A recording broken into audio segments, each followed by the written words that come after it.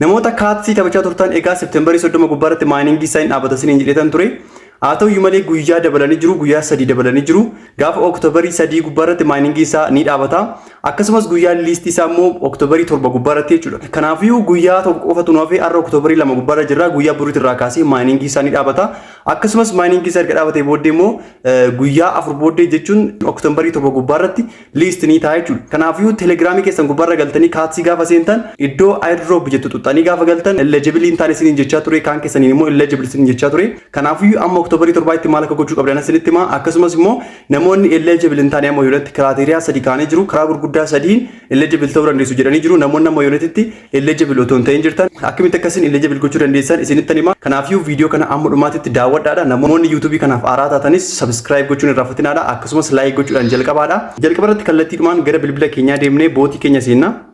Bootii keenya akkuma seenne kinoo asii airdrop jettu kana gubbaarratti al tokko click gaafa goonu asitti akkuma agartan you are not eligible jedha. Eligible hin taane jechaa jira. Kana jechuun tookinii hirmaachuu hin dandeessanii. Kana sirreessuun amma guyyaa boriitti qofadha. Amma guyyaa boriitti sirreessitan taana gaafa Oktoobarii 7 tookinii isaa hin hirmaattanii jechuudha. Kanaafuu ammumarraa kaatanii you are not eligible kan jettu kun you are eligible jechuu qabdi. Fakkeenyaaf akkaawuntii kan biraa isinitti agarsiisa.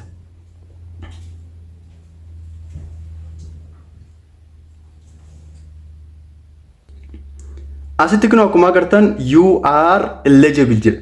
You are eligible kan inni sideef seera isaan jedhan sana keessaa seera tokko raawwatee jira jechuudha. Kanaafuu tookinii hirmaachuu nan danda'a. Akkasumas ani withdraw godheetan jira. Withdraw kanan godhes Bitgate kiyya wajjin connect godheetan jira. Kanaafuu gaafa naaf galu Bitgate kiyya gubbaarra gala. Bitgate qofa immoo miti KuCoin gubbaarratti Bybit gubbaarratti akkasumas geetaa yoo namoonni qabdan achi gubbaarratti baasuu dandeessu. Arraaf garuu warri akka kanatti eligible isiniin hin jenne seerota isin guutuu qabdan isinittan hima. Asii gara kanatti deebinee maal nu gaafata? Seerota sadan kana keessaa tokko yoo guunne eligible akka ta'uu dandeenyudha jechuudha. Kanaafuu seerota kana sadan keessaa kam guutuu dandeenya kan jedhu isinittan agarsiisa. Kallattiidhumaan gara kana gaafa dhufnu jalqaba gubbaarratti maaltu jiraas? Kinoo OG pass kan jettutu jira. OG passii kana akkamitti guutuu dandeenya kan jedhu duubatti deebinee walii wajjin ilaalla. Asii gara duuba kanaatti deebinee OG pass kan jettu kunoo ishii kanadha. Ishii al tokko click goona. Click goonee gaafa seennu sitti maal nu gaafata? Seerota kana hunda isaa akka guutnu seerota kana guutuudhaaf immoo toonii tokko akka nu gaafatu dubbata.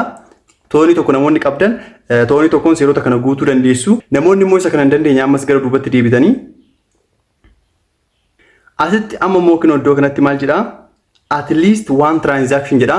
Transaction tokko raawwachuu qabdu jedha. Transaction kana raawwachuudhaaf immoo yoo xiqqaate toonii 0.2 sin gaafata. Ammas toonii 0.2 qabaachuu qabdu.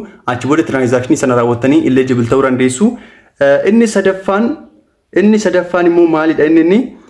Minimum of 5 friends. Namoota 5 yoo xiqqaate invite gochuu qabda. Achi booda immoo 15 taxes. Taxiiwwan jiran 15 yookiin 15 ol fudhachuu qabda jedha. Asitti immoo maal jedha deebisee 5 avatar upgrade dha. Avatarii yeroo 5 upgrade gochuu qabda jedha. Isaan kana immoo akkamitti akka goonu nutti agarsiisa. Asii kinoo gara duuba kanaatti deebinee taaskii kan nuti jennu kinoo isaan kanadha. Isaan kana open gootanii taaksiiwwan jiru fudhachuu qabdu. Isaan kana akka kanatti amma 15tti guutuu qabdu. Seera isa tokkodha inni kuni wal qabataadha. Sadan kana dirqama gochuu qabdu. Seera isa tokkodha. Erga kana 15 guuttanii booddee immoo seera isa sadaffaa gubbaarratti baasan kana raawwachuudhaaf jalqaba isa kana 15 guutuu qabdu. Taaksii kana 15 fudhachuu qabdu. Kun qofti gahaa miti. Asitti kinoo seera 3 kan inni gaafatu. Inni sadaffaan kun waan 3 gaafata. Inni tokkoffaan yoo xiqqaate nama 5 invite gochuu qabdu jedha. Itti aansee taaksii 15 ol fudhachuu qabdu jedha. Inni kan biraan immoo avatarii yeroo 5 ol upgrade gochuu qabdu jedha yookiin yeroo 5 upgrade gochuu qabdu jedha. Kanaafuu isaan kana sadassaanii raawwachuudhaaf as dhuftanii kinoo isaan kana taaksiiwwan kana akka nama isin jedhe taaksiiwwan kana guurrachuu qabdu. Amma 15tti fudhachuu qabdu. 15 erga fudhattaniin booddee eessa dhuftu? Amma immoo kinoo friend ishii jettu kana jala dhuftu. Achi gaafa gallu iddoo kanatti yoo xiqqaate nama 5 invite gochuu qabdu. Nama 5 gadi hin danda'amu. Nama 5 invite gochuu qabdu. Asitti nama 5 invite gootanii erga raawwattaniin booddee amma immoo avatar ishii jettu kana jala dhuftu. Avatarii keessan jala erga galtaniin booddee iddoo kanatti kinoo upgrade card kan jedhu hin jira. Upgrade kana al tokko tuttu. Upgrade kan erga tuttaniin booddee Google gubbaarra deemtanii footoo kaatii yookiin immoo footoo kaatiiwwan garaagaraa achi jiran fidanii dhuftanii asirratti al tokko click gootanii asirratti post gootu. Anama fakkeenyaaf footoo kana yoon galche Kinoo asii akkuma agartan footoo adurree tan galchee isin Google gubbaarra search gootanii fiduu dandeessu. Asitti kinoo 500 kan inni naaf kenne. Kanaafuu maal jedhaanii asitti duubatti deebi'ee gaafa ilaalu garaagarummaa isaatii 24 waan kennuuf galtanii isa kana hojjechuu dandeessu.